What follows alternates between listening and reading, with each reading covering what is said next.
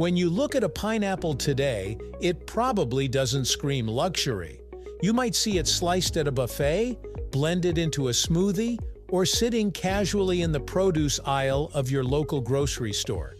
It's sweet, refreshing, and relatively affordable. But believe it or not, there was a time when owning a pineapple was a bold display of wealth, status, and power. In fact, pineapples were once so valuable that people didn't even eat them. They showed them off. So how did this spiky tropical fruit become one of history's strangest symbols of luxury? Let's rewind the story, right here, on History of Simple Things.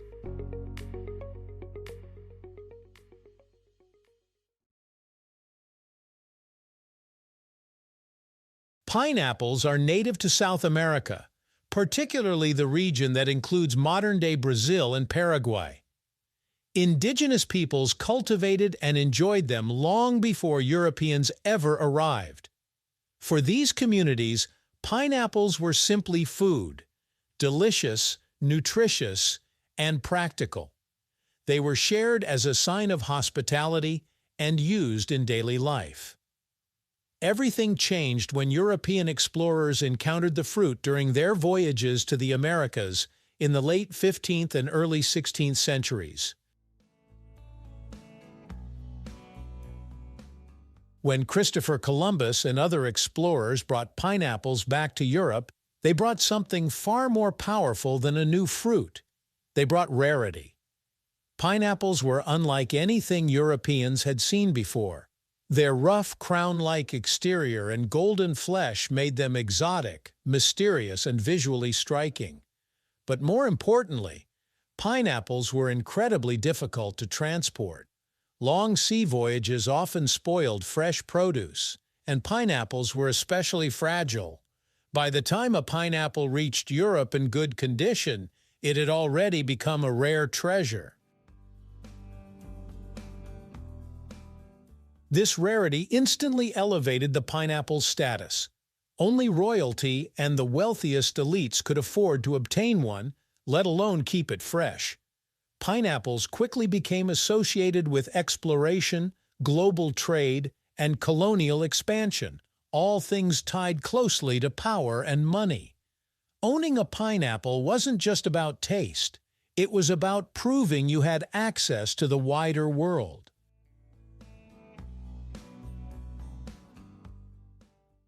By the 17th century, pineapples had become the ultimate status symbol in Europe, especially in England and France.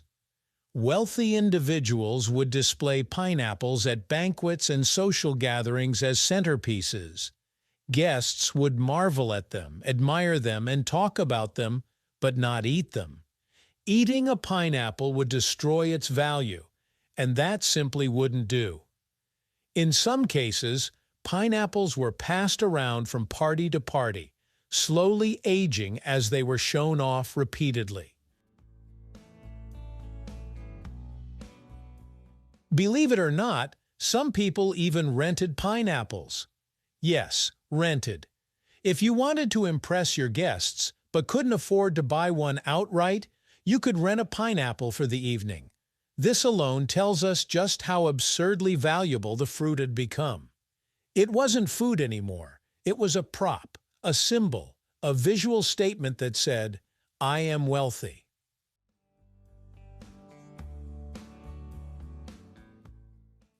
One of the most famous pineapple enthusiasts was King Charles II of England.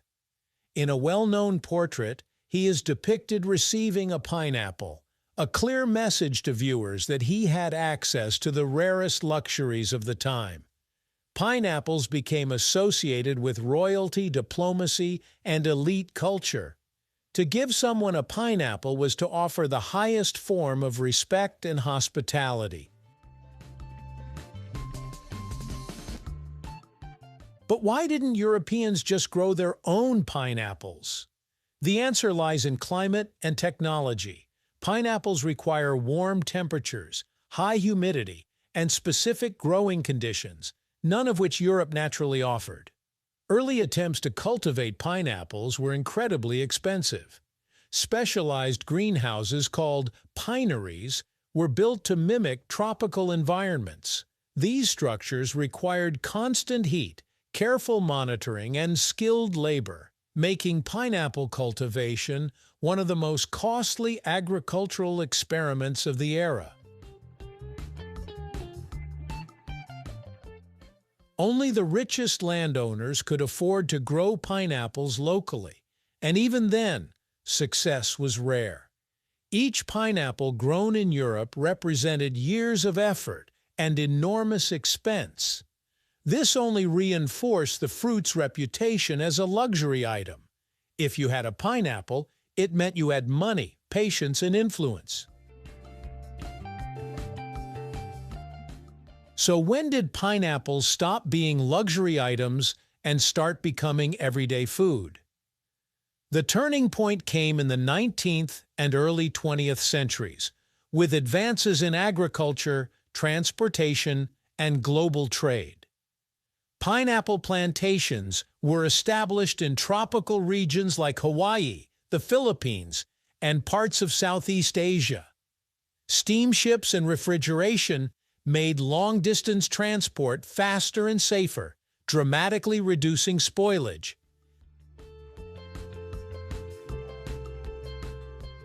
Then came canning. Once pineapples could be preserved in cans, they became accessible to the middle class.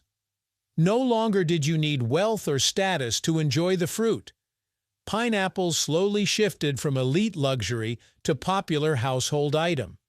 By the mid-20th century, pineapple slices on ham or pizza were no longer symbols of power. They were just dinner. Yet despite becoming common, the pineapple never fully lost its symbolic meaning. Even today, pineapples are associated with celebration, tropical escapes, and indulgence. You see them at resorts, on vacation ads, and in luxury decor. High-end hotels still use pineapple imagery to suggest warmth and welcome. The fruit's past continues to influence how we see it, even if we don't consciously realize it. In a way, pineapples are a reminder of how meaning is shaped by context. What was once unattainable became ordinary, not because the fruit changed, but because the world did. Technology, trade, and globalization transformed pineapples from rare treasures into everyday pleasures. And yet their story lingers in art, architecture, and culture. So the next time you see a pineapple, whether it's on a plate, a pattern, or a sign, you're looking at more than just a fruit. You're looking at centuries of history, ambition, and human creativity. From indigenous farms to royal courts, from rented centerpieces to supermarket shelves, the pineapple has lived many lives. Thank you for watching. If you have suggestions for our next video, feel free to share them in the comments below. We'll be sure to give you an acknowledgement for your contribution. If you enjoyed this video, please check out our other bingeable channels. Thank you for joining us on this journey through the history of simple things. Don't forget to like, subscribe, and stay tuned for more stories woven through the smallest details.